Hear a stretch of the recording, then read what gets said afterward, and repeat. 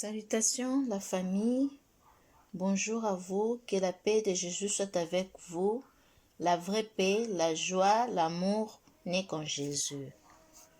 Venez à lui en vous repentant sincèrement de vos péchés, il est prêt à vous accueillir. Accrochez-vous à lui, Jésus qui est notre espérance de gloire. Le verset du jour sera dans Matthieu 10, 34. La Bible dit « Ne pensez pas que je sois venu apporter la paix sur la terre. Je ne suis pas venu apporter la paix, mais l'épée. » Qu'est-ce que Jésus veut nous dire dans ces passages? Est-ce que Jésus n'aime-t-il pas la paix? Non. Mais de quelle paix Jésus nous parle ici?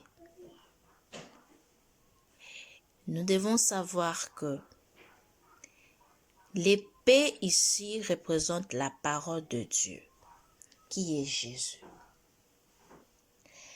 Et la paix dont Jésus nous parle, ce n'est pas la paix intérieure que lorsque il est en nous, il nous accorde. La Bible dit que Jésus lui-même est le prince de paix. Ésaïe 9, 5 à 6. Jésus est le prince de paix. Aussi, Jésus nous demande d'être des partisans de paix. Matthieu 5, 9. Jésus aime la paix et lui-même il est la paix. Mais dans ces passages, ce que Jésus veut nous dire, c'est lorsque nous acceptons la parole de Dieu, en acceptant Jésus dans notre vie, nous serons sujets de rejet, de persécution.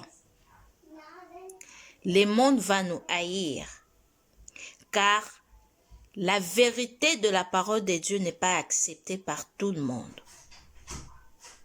Tout le monde n'accepte pas la parole de Dieu, car elle révèle ce que la personne est, et beaucoup de gens ne le supportent pas. Raison pour laquelle Jésus voulait nous dire dans ce passage, nous avertir quelque part, que vous qui m'acceptez, sachez-le bien, que le monde vous haïra. Vous serez sujet de persécutions, vous allez souffrir à cause de moi. Et il se pourrait aussi que vous soyez combattus par vos propres frères. En m'acceptant, vous avez créé une division, une inimitié entre vous et ceux-là qui sont dans le monde. Parce que vous ne ferez plus comme eux. Vous marcherez maintenant selon moi.